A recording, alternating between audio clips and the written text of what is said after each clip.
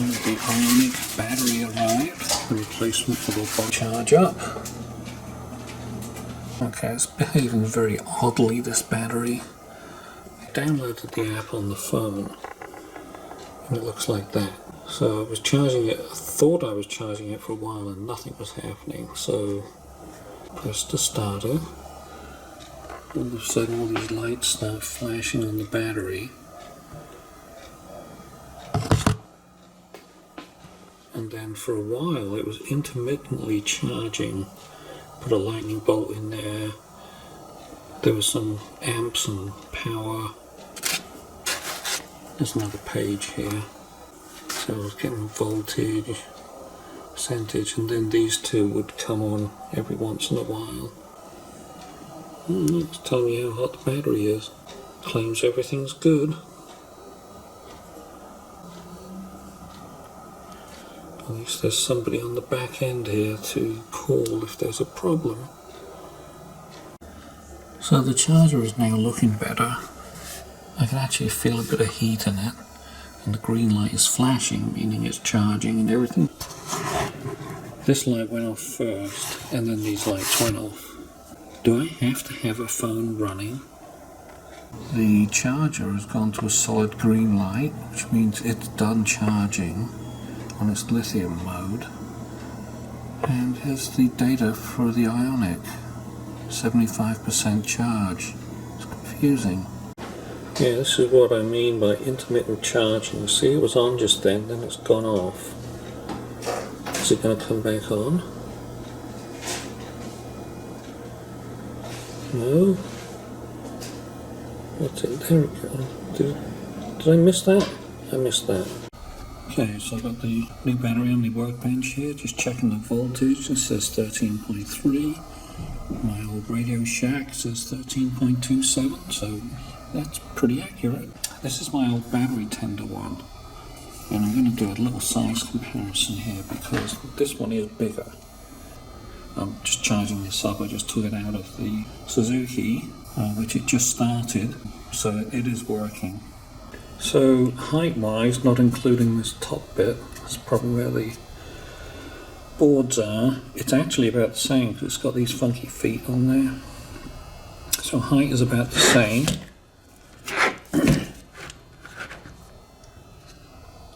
Width-wise, you can see this one's quite a bit thinner than this one. And then this width here, you see I've got these little foam pads on the side for this one to take up the space. But it now equals what this one is.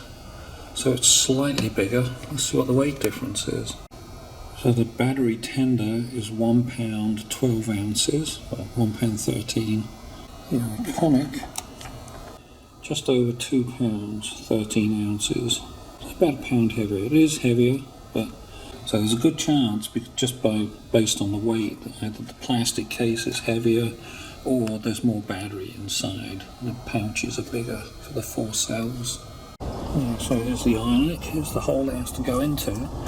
Previously the other battery was much smaller, so I was using this polystyrene foam, which was made from this stuff.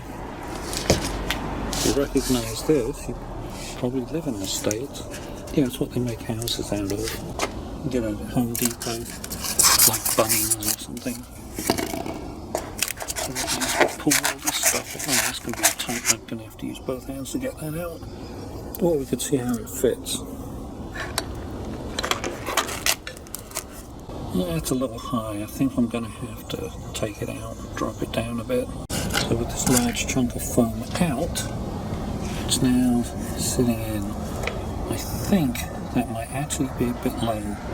It's also sitting on the hard plastic of the airbox, so I'd like to isolate it from that. I'm going to see how it works with this back in there. So there's the battery in the box.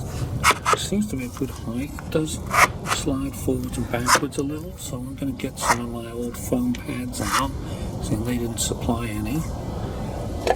It is sitting below the rails, so I think that's going to be okay with the seat. It's a little hard to tell with the seat. Right, the last thing I want is the seat touching it. So I'm going to do a little check on here. I know these rubber grommets are above this, but I want to make sure they are at this corner. They sit here as the corner I want to check, and the other grommets, the front ones, sit up there. So I'll have to check that somehow. Right, I'm going to try checking the clearance here. We've got a little flashlight so we can have a look, see. Put the seat on. And then kind of lower it down while I'm having a look.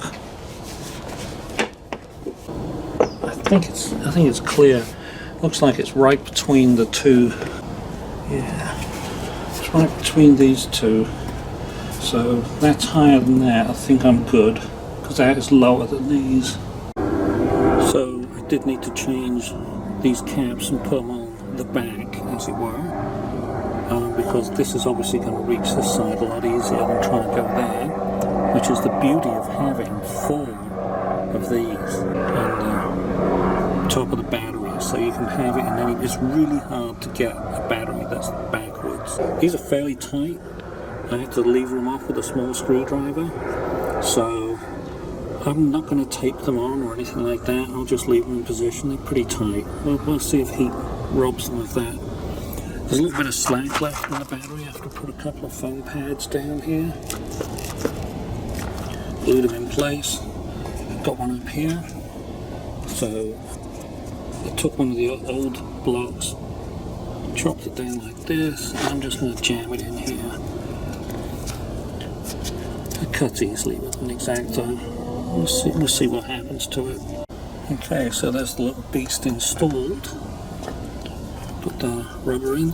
I've also put on my remote charging cord just in case I need it, because I do tend not to ride a lot now, so I'm supposed to charge it every 6 months. This is my replacement for the rubber strap that used to go over here. I've had a couple of those and they just fall apart. They're absolutely useless in Phoenix. The heat, the ozone get to it, and the rubber just falls apart.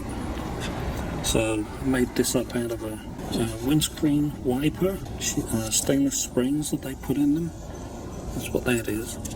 And I've got a bit of a rubber thing on here so it doesn't chew into the top of the battery. But it's got it nicely, solidly in place. I've got my charger routed out here so I don't have to take the seat off. We all know what fun that is. Okay, so let's do a few checks and then we'll see if it fires it up. Okay, let's see what the installed voltage is. I'm just checking the other battery I was charging, and the charger shuts off at about 13.4 volts. It goes onto the green float mode. 13.2425, sorry, somewhere around there.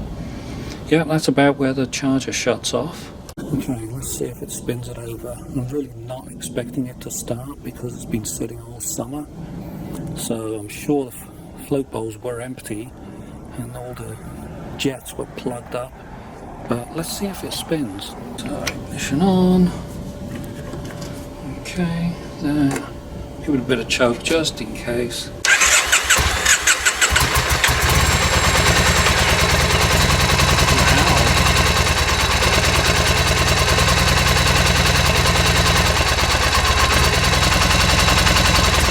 Running on 1. I'm definitely going to have to get into the carbs. So it's firing. Oh, maybe running on 2 now.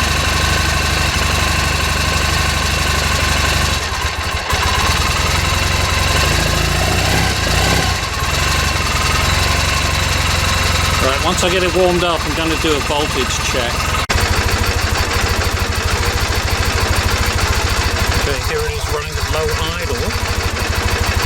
Let's rev it up a little.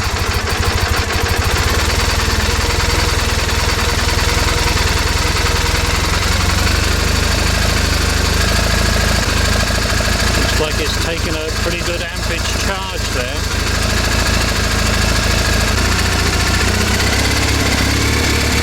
Yeah, it's running rough, isn't it?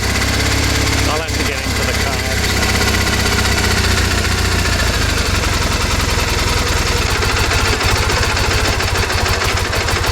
Yeah, see, it's taken a minus amp draw, so it's actually drawing on the battery. keep it going because the idle speed is so low.